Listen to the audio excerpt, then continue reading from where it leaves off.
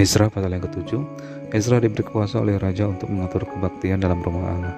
Kemudian daripada semuanya itu, pada zaman pemerintahan Artasasta, raja negeri Persia, maka berangkatlah Ezra bin Seraya bin Azaria bin Hilkiah bin Salum bin Zadok bin Ahitub bin Amaria bin Azaria bin Merayot bin Zerahia bin Uzi bin Buki bin Abisua bin Pinehas bin Eleazar bin Harun, yaitu Harun imam kepala.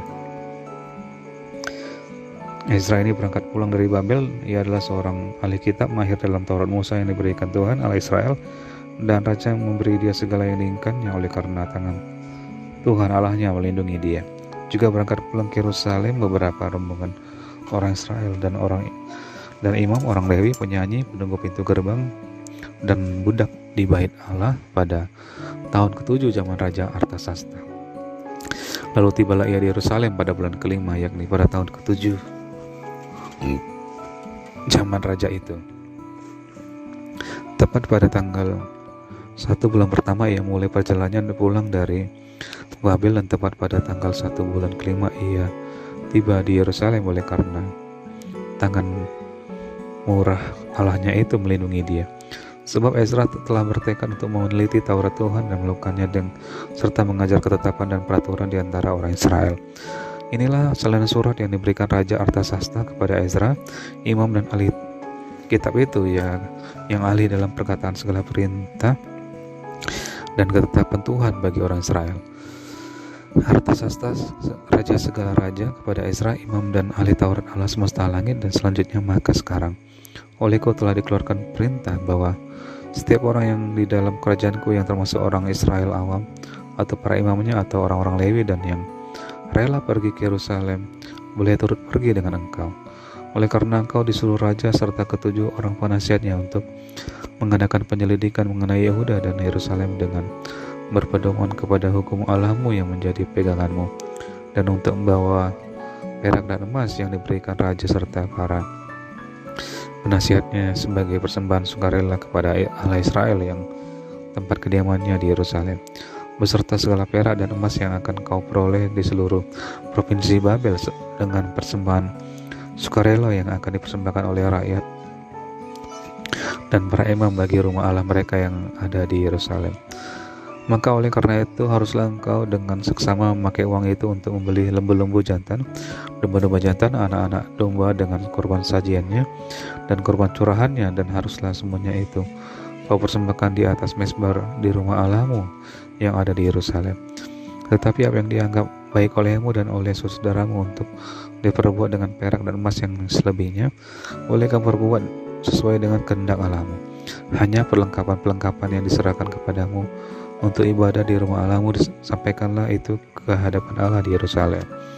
Dan yang lain yang masih diperlukan untuk rumah Allahmu, yang pembayarannya menjadi tanggunganmu, itu boleh kau bayar dari perbendaharaan kerajaan. Kemudian aku, Raja Artasasta, telah mengeluarkan perintah kepada semua bendahara di daerah seberang sungai Efrat begini: segala yang diminta daripadamu oleh Imam Ezra, ahli Taurat Allah semesta langit, haruslah dilaksanakan dengan seksama, dengan memakai perak sampai jumlah 100 talenta, gandum sampai jumlah 100 kor, anggur sampai jumlah 100 bat, minyak sampai jumlah 100 bat, dan garam tidak terbatas.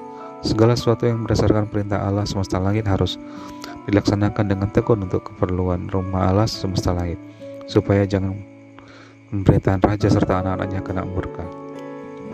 Lagi pula kami beritahukan kepadamu bahwa tidaklah sah bila para imam, orang Lewi, penyanyi, penunggu pintu gerbang, budak di bait Allah, dan para hamba rumah Allah dikenakan pajak, upeti atau bea. Maka engkau, hai Ezra, angkatlah pemimpin-pemimpin dan hakim-hakim sesuai dengan hikmat Allahmu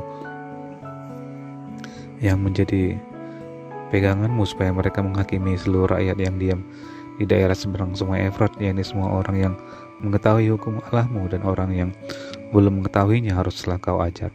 Setiap orang yang tidak melakukan hukum Allahmu dan hukum raja harus dihukum dengan seksama, baik dengan hukuman mati maupun dengan pembuangan, dengan hukuman denda atau hukuman penjara. Terpujilah Tuhan Allah nenek moyang kita yang dengan demikian menggerakkan hati raja, sehingga ia menyemarakkan rumah Tuhan yang ada di Yerusalem. Ayat 28. persiapan perjalanan, dan membuat aku disenangi oleh raja dan penasihat-penasihatnya, serta segala pembesar raja yang berkuasa. Maka aku menguatkan hatiku karena tangan Tuhan Allahku melindungi aku, dan aku menghimpunkan dari antara orang Israel beberapa pemimpin untuk berangkat pulang bersama-sama aku. Ezra pasal ke-8. Inilah kepala-kepala kaum keluarga dan sisilah orang-orang yang berangkat pulang bersama-sama aku dari Babel kepada zaman pemerintahan Raja Artasasta, dari Bani Pinehas, Gersom, dan dari Bani Itamar, Daniel dari Bani Daud, Hatus bin Sekanya dari Bani Paros, Zakaria dan bersama-sama dia 150 orang laki-laki tercatat di dalam silsilah, dari Bani Pahat Moab, Elioenai bin Zerahya dan bersama-sama dia 200 orang laki-laki, dari Bani Zatu, Sekanya bin Yahaziel dan bersama-sama dia 300 orang laki-laki, dan dari Bani Adin, Ebed bin Yonatan dan bersama-sama dia 50 orang laki-laki, dari Bani Eliam, Yesaya bin Atalia dan bersama-sama dia 70 orang laki-laki, dan dari Bani Sevaca, Zebaja bin Mikael dan bersama-sama dia 80 orang laki-laki, dan dari Bani Yoab, Owaja bin Hel dan bersama dia 218 orang laki-laki, dan dari Bani Selomit bin Yosifia dan bersama-sama dia 160 orang laki-laki, dan dari Bani Bebai, Zakaria bin Bebai dan bersama-sama dia 28 orang laki-laki, dan dari Bani Asgad, Yohanan bin Hakatan dan bersama-sama dia 110 orang laki-laki, dan dari Bani Adonikam yang datang kemudian inilah nama mereka, Elifelet, Yehiel dan Semaya dan bersama-sama mereka 60 orang laki-laki, dan dari Bani Bikwai, Utai dan Zabud dan bersama-sama dia 70 orang laki-laki.